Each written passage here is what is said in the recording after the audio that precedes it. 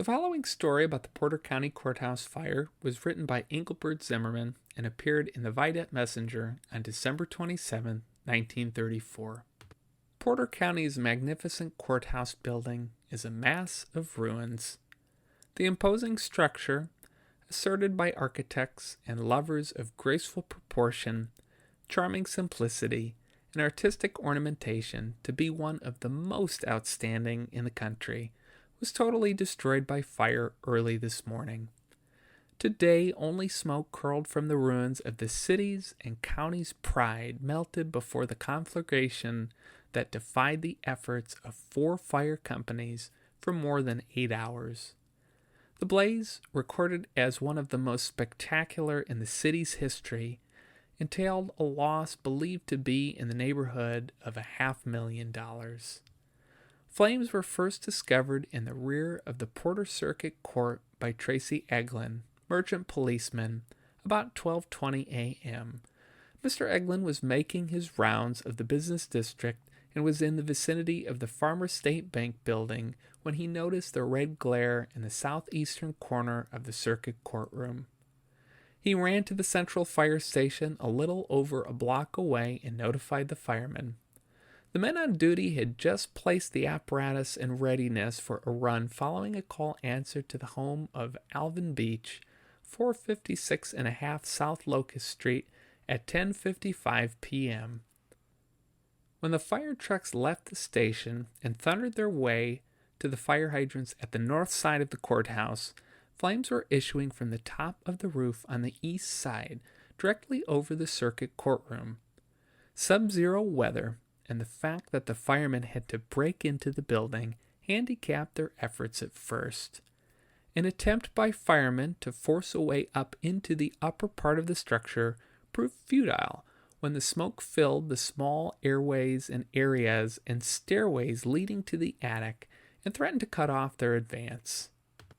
Meanwhile, the flames made great headway in the 50-year-old structure, and the oak joists of the upper portion supporting the roof burned like tinder. Higher and higher shot the flames until the entire tower structure was enveloped. All the firemen could do was confine their efforts to saving the lower part of the building, in which the county offices were situated, and permit the fire to wipe out the other portions out of reach of the water lines. Hundreds of townspeople swarmed to the business district, and many came from the rural sections to view the flames which could be seen for miles.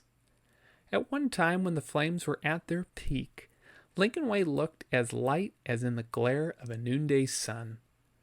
Local restaurants, business houses, and other buildings were opened, and crowds swarmed into them to view the spectacular blaze away from the sub-zero temperature.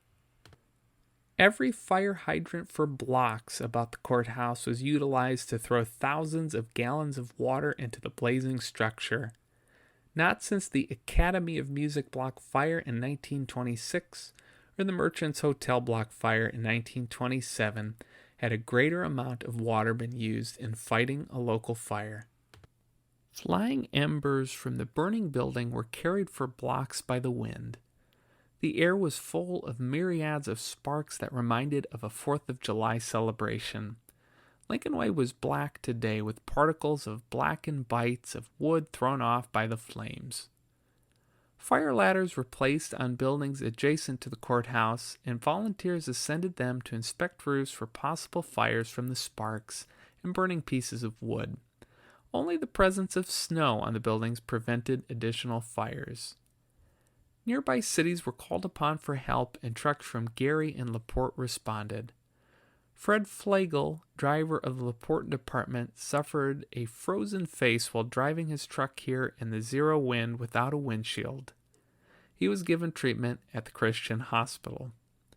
Casualties were reported among a number of firemen.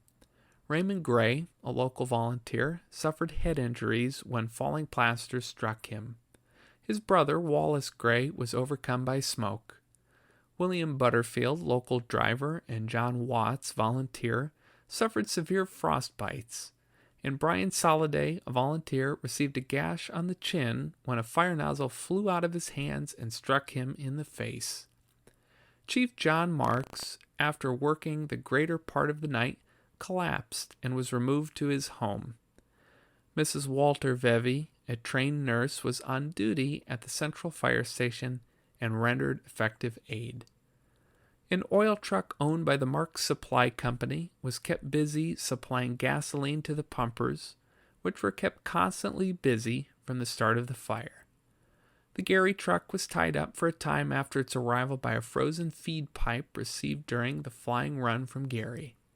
It was thawed out at the local fire station and then proceeded to do its bit in fighting the blaze. County officials were notified of the fire by policeman Charles Gilliland and Ann Benson Cowdrey, police matron. A hectic hour was spent by the pair calling homes of the various officials.